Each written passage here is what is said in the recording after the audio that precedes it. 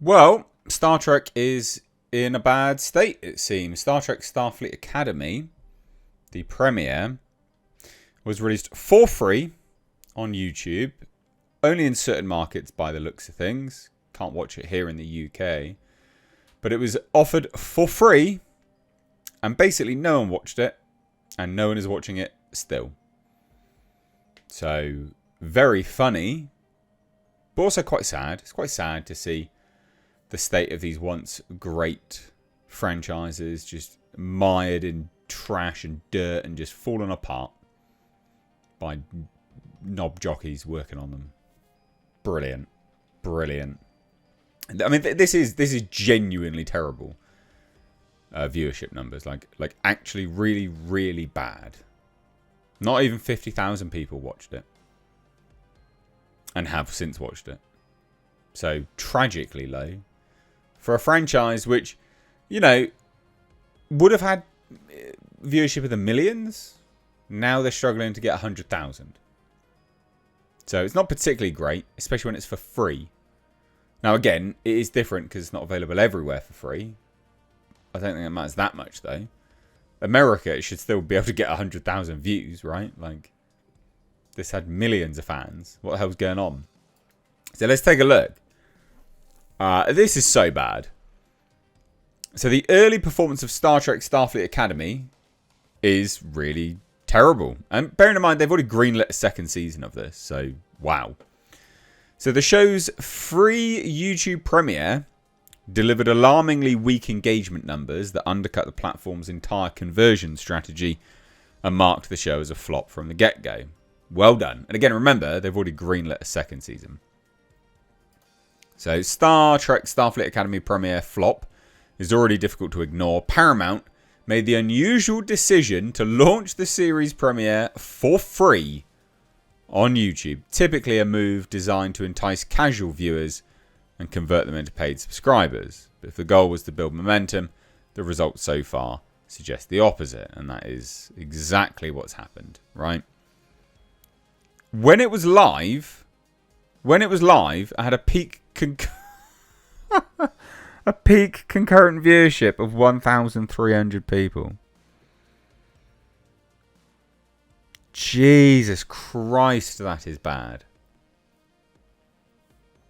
That is so bad. Now, obviously, it's been out for a little while now. 11 hours or so at the time. Yeah, I think it's still been about 11 hours or so at the time of recording this video. So the episode has only accumulated approximately 16,000 total views. Now, that's numbers that would be underwhelming for a mid-tier fan upload, let alone a flagship franchise entry from a major studio that probably paid, astronomical sums of money. Astronomical. It's not going to be a small amount of money for this, right? I think it's looking like 8, somewhere between. I don't know. I mean, it's difficult, right? Star Trek Discovery. I'm looking right now. Star Trek Discovery had about $8 to $8.5 million per episode. I mean, it's going to be around that, isn't it? So, and you can't even get 50,000 views. Holy shit. That's tragic. For $8 million an episode, you can't get. Oh my God. That's so bad. So these figures were personally verified and reflect the show's official release on Paramount's YouTube channel. This is not a fake leak, not a clip, not an unofficial upload. It is literally the studio's chosen rollout strategy. And it's been disliked into oblivion as well. So for comparison, successful free premieres often pull hundreds of thousands of views in their first day, especially when tied to a decades-old brand with global recognition. Instead, Starfleet Academy struggled to gain traction, even with the barrier to entry removed. Brilliant. And the thing is, it's not just bad viewership. It's like those that are watching it don't like it either because they've disliked it. Like here, 1.3 thousand upvotes, 2,000 dislikes. So people don't even like it.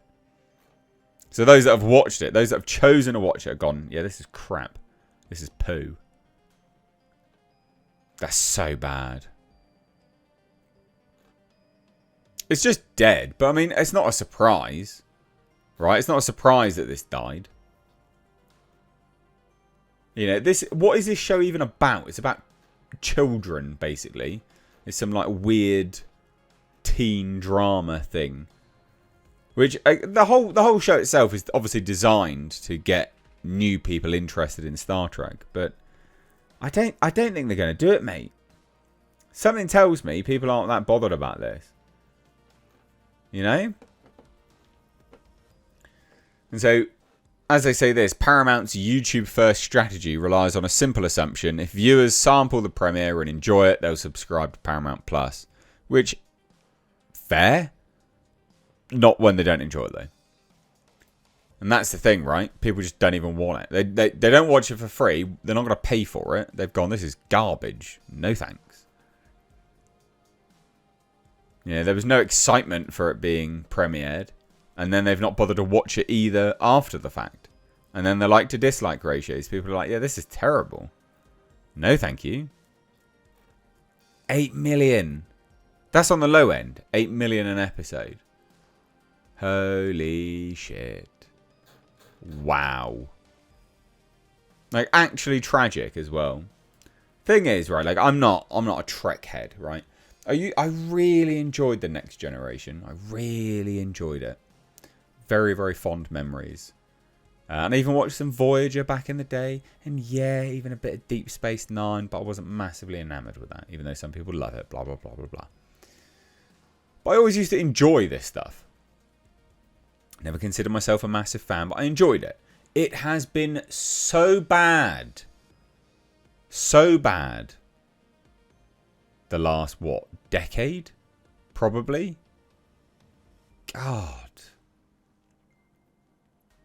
Just give it to the fans. Clearly, you'd think Paramount would fire Kurtzman straight away. The fact that they've renewed this for a second season, you're out of your goddamn mind. You're just throwing money down a drain. Throwing money down a drain. Mental. And it's just a shame, like I said, I go back to what I said. It's a shame that a franchise that was once great is now mired in this shit. So there you go. Not much else to say. Let me know what you think down below. Bye-bye now.